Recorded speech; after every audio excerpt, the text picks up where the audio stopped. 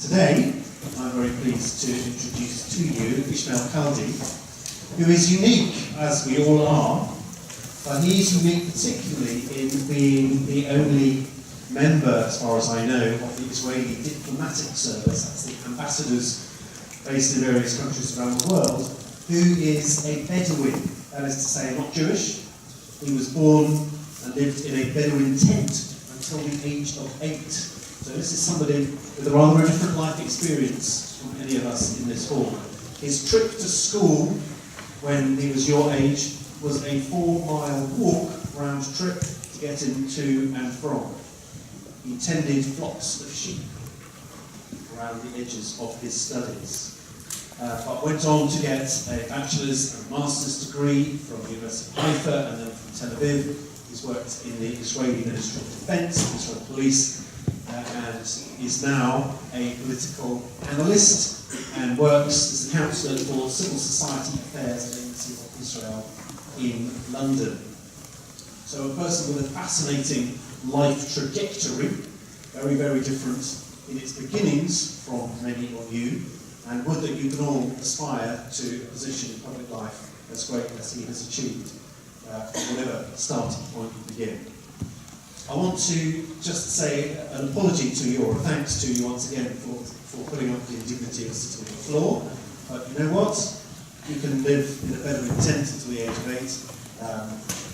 Our speaker can live in a Bedouin tent. I think you can probably put up with 25 minutes of sitting on the floor.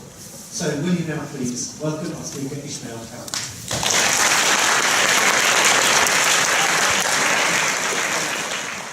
I'm not coming here to give a political talk. I will just be sharing with you some of my, experiences, life experiences.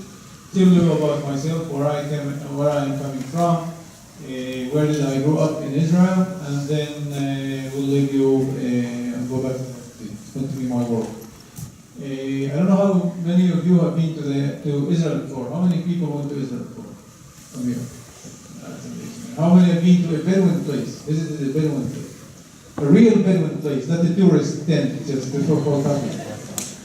Okay, well, this is something that I keep asking people, you know why? Because since I arrived here to this country 3 years ago, in the beginning of 2012, I've been speaking to people all over the country, from Scotland, around England, Wales, and Jewish communities are not. And I ask people, what do they know? Because we are diplomats.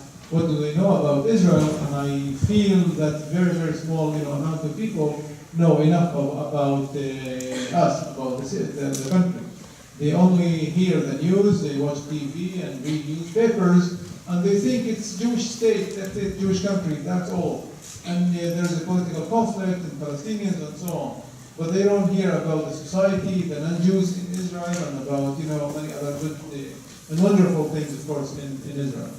One of the stories in the beginning, when I arrived here, happened to me in North London, is when I went to speak in a Jewish synagogue, of course, in a Saturday morning, and after I spoke for about 35 minutes, a lady came to me. She was very excited and very happy, and she said, "Really, you are a Bedouin? And you look like everybody else." I said, "What do you mean I look like everybody else?" "Of course, I'm a Bedouin." And that showed me that even she, as a Jewish person, didn't know enough about Israel. And she, didn't know enough, of course, about the Bedouins. And I told her, yes, I'm a Bedouin. I am a proud Israeli. I am part of the state of Israel. This is who we are, the Bedouins in Israel. And I, even though grew up on, sleeping on a mattress on the ground as a shepherd, raising sheep and goats and living in tents until I was 8 years old, and having to walk back and forth to school, I continued my studies, and I served in the military, in the police, in the defense ministry, and went to university, and of course to become an Israeli diplomat. So Bedouins can be everything, or everything possible, like everybody else, like every Israeli citizen. Even though we are coming from a different background, different colors if you want, different religions, and of course different language and different culture. And this is the beauty of Israel. I think this is when you go to Israel, I think this is the beauty you see. Different people, different, diverse society. and this is something that we are all proud to be part of. A few more things about myself. I will go back, and by the way, everywhere I go and speak and meet people all over. People keep asking the same questions. Really, if you are not Bedouin, not Jewish, if you are Bedouin, Arab, Muslim, how come that you are an Israeli diplomat? How come that you represent Israel? I think this is the beauty that makes us, and this is what we are proud to be, and I keep, this is my responsibility to answer questions, and of course tell the entire story. Because Israel is a diverse society, Israel is a multicultural society, multilingual society, and yes, it is Jewish society, the homeland for Jewish people after all. And this is what connects it of course, to you. This is our responsibility as representatives of the Jewish states to the Jewish communities, of course, here. Back, again, to those of you who have never been to Israel, or those of you who have never visited a Bedouin village in Israel, or a Bedouin community in Israel, I'm coming from a very small community in the Galil, grew up as third of 11 brothers and sisters, 11 kids, try to imagine, growing up in a little tent, 2 rooms, 1 room for the girls, 1 room for the boys. It's almost impossible, but I think that makes it beautiful because in the connections close to each other, this is what makes us as united, cohesive ties between ourselves. So 11 brothers and sisters. We didn't have our own school. I had to walk about 2 miles each way every morning to another village for their own school. Come back in the afternoon. We would come back, home after a long day in school. We didn't have, like a playground or something like that. Of course, nothing to dream about computers and internet and anything at all, and no TV. But we had, some goats and sheep to take care of until the evening, the sunset, and then come back home. And on a lantern, oil lantern, we have to do our homework. I remember when we were kids, the girls will sit around one of the lanterns, light, and the boys together around another lantern will do our homework for next morning. And next morning we'll wake up again. My family, by the way, my parents used to have the only TV, black and white TV in the entire village. And 2 or 3 times, I remember, during the week, the entire kids from the village, and all, not only kids, their parents, would come to my parents, look outside, exactly like you are sitting here, on the ground, especially, of course, in the summer, to watch TV. So we knew we could watch things, movies from America, and from all over. But we were poor, I think, but we were very happy. So next morning again, we will wake up again, and very early, until today, believe it or not, I wake up 4 o'clock in the morning, every single morning, because this is something that I took from my parents, from my family, and start another day. I finished elementary school, and then I went to be in the military, because Bedouins don't have to do military service for many reasons. We are not under the compulsory service, the IDF military service. We do it only as a voluntary, on a voluntary basis. But by then, my brothers were in the military, the IDF, and I told my parents that I want to do the same. They said, no, go to university, go to college, and we will do everything to help you. When you finish, then you can do whatever you want. Now remember, the default for a Bedouin young man, he finished high school, if he's lucky and go to high school, is to get married, get engaged, 2 or 3 years later get married, and then build your own family and live near your parents. In my case, it didn't happen. I went to work in a kibbutz nearby. I told my parents, yes, I will go to college, to university, but I want to get, to save some money for school because we are 11 kids.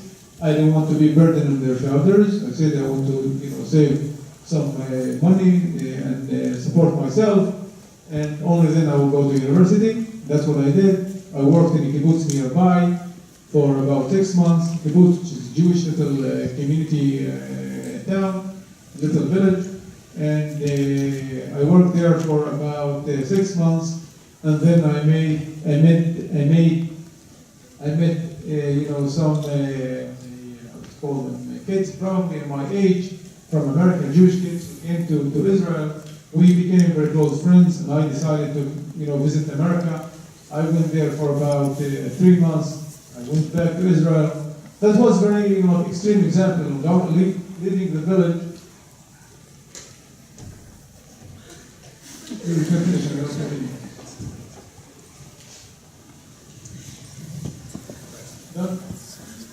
Then I finished first 3 months in America, and I went back to Israel. I started my university degree at the University of Haifa. I did the bachelor's degree in political science. Then I went to serve in the border police. I finished border police. I went to the regular police. Then working for the American Embassy in Tel Aviv. I made my master's degree in international relations. And then about 10 years ago, I decided to join the Foreign Service to be a diplomat. Now remember, my way to go back to the village and live in the village like everybody else was almost impossible, because when you go to university, when you have all of these experiences, leaving the village, growing in a tent, going to America, coming back, going to university, police service and military service and all of these things, it's almost impossible. You have nothing to do in the village. It's a little village. We hardly had electricity or running water. And you have to continue going up. And then about 10 years ago, 10 and a half years ago, or even 11 years ago, I decided that's it. I want to represent the country. I want to be a diplomat. I didn't have a dream to be a diplomat when I was a kid. I remember when I went to high school, one of the first classes we had, one of the first classes in English, English classes we had, this teacher was asking us what do we want to be when we are big boys or girls or whatever. And when everybody else said I want to be a teacher and I want to be a teacher, yes, and of course a pilot and doctor and all of these things, I said I want to be a father. That was very easy, I think. This is the only reason I could explain why did I answer that question. Why did I give that answer, which didn't happen until today, by the way.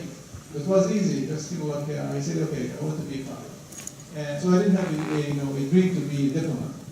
And what happened is that, and it's a very sad story, because the main reason that pushed me or convinced me to become a diplomat, and that by itself was a selection process. I tried the first time, I didn't go through the second time, because being a diplomat is not a simple position to apply and then start working. No, it's very, very hard. You have to go through a written exam and then oral exam and then another interview.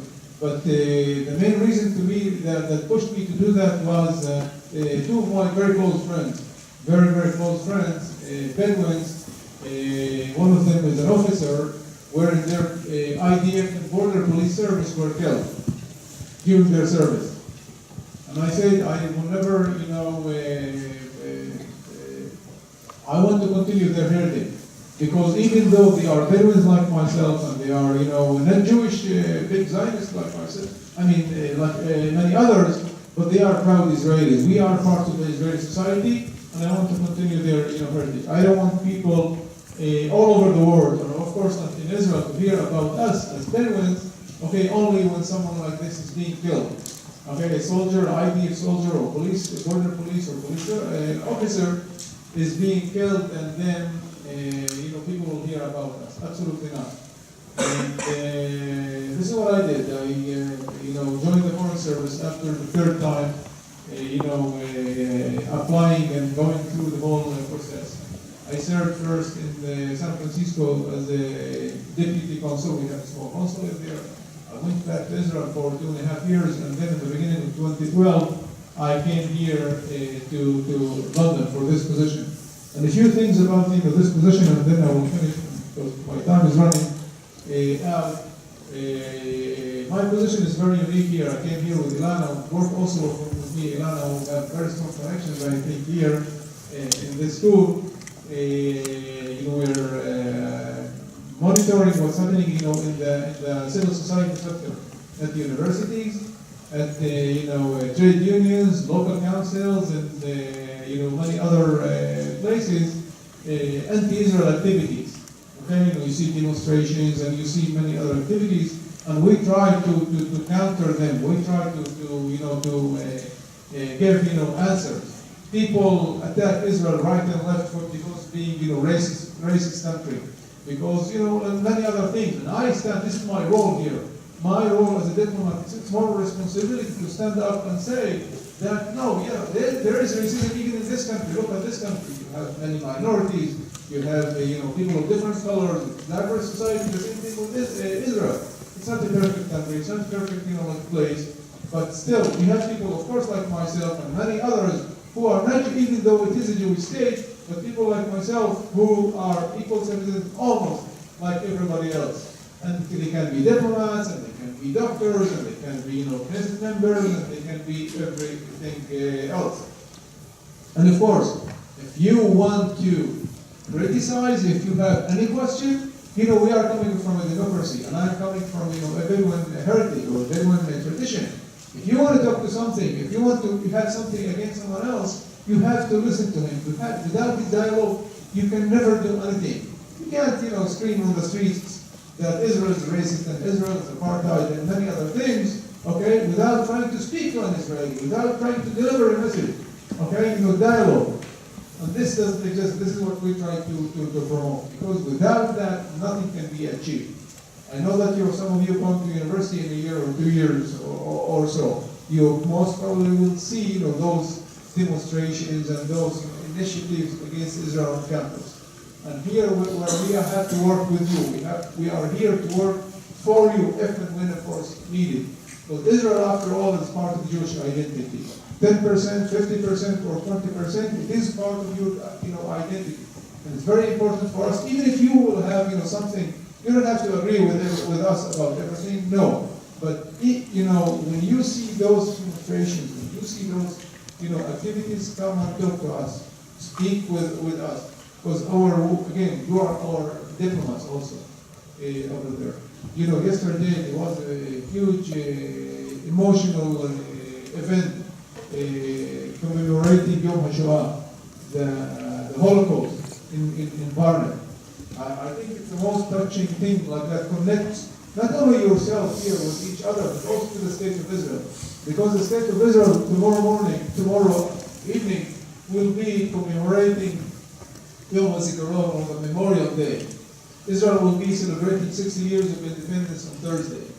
And 60 years of independence with success and flourishing and prospering the country, but also with the promise. And I think one big commitment that what happened in the Shoah nearly 70 years ago can never and will never happen again. Not to Jewish people, and of course not to the State of Israel and its people. And when I say its people, it's not only Jewish people back in Israel, but people also just like myself, who are proud Israelis, people who are Muslims and Christians and Druze, and people who are coming from totally different cultures.